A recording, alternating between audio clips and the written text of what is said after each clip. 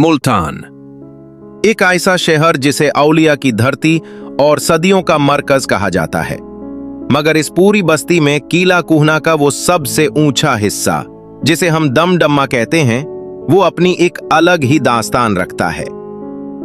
आज जब हम इस बुलंदी पर खड़े होते हैं तो ठंडी हवाएं हमें सुकून देती हैं, मगर क्या आप जानते हैं कि इसी बुलंदी के नीचे एक खौफनाक सदी दफन है?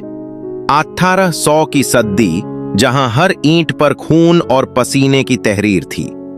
आज हम उस बुलंद दीवार के पीछे छुपे हुए उन राजों का खुलासा करेंगे, जहां कभी आजादी और मौत के दरमियान सिर्फ एक कदम का फसला था। आखिर इस दमदम्मा को इतना ऊंचा क्यों बनाया गया? दरअसल ये किले की बुलंद दीवार सिर्फ हिफाजत के लिए नहीं, बल्कि दुश्मन की हर हरकत पर नजर रखने के लिए आंख का काम करती थी। 1848 की उस तारीखी जंग में जब ब्रिटिश ईस्ट इंडिया कंपनी ने इस किले का मुहसरा किया, तो ये दमदमा ही था जहां से दीवान मुलराज के तोपची दुश्मन के कैंप को निशाना बनाते थे। यहां रखी हुई उन भरी भरकम तोपों की गराज जब गूंजती थी तो मीलों दूर तक जमीन कड़पने लगती थी।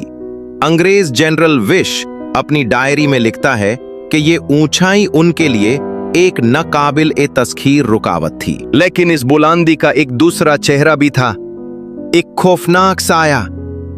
दमदम्मा के ठीक नीचे किले की एक अंधेरी तरफ वो जगह है जिसे तारीख में फंसी घाट कहा जाता है। जब ब्रिटिश फौज ने कब्जा मुकम्मल कर लिया तो उन्होंने बगावतों को कुचलने के लिए इस जगह को इबरत का निशान बना दिया। जिन मुजाहिदीन ने सरेंडर करने से इनकार किया, उन्हें इसी बुलंदी के साए में तख्ता-ए-दार पर लाया जाता था। आज भी जब सूरज ढलता है और किले पर खामोशी छाती है, तो पुराने लोग कहते हैं कि उन दीवारों में कैद चीखें हवाओं के साथ सफर करती हैं। आज का दमदमा खामोश है। यहाँ तोपे नहीं, बल्कि सायाहों टूरिस्ट्स की हंसी गूंजती है। मगर ये दीवारें आज भी हमें याद दिलाती हैं कि आजादी मुफ्त नहीं मिलती।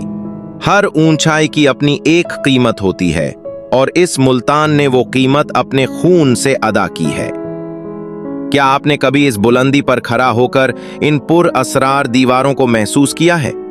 कमेंट में अपनी राय जरूर दें। अगली दास्तान तक अल्लाह हाफिज।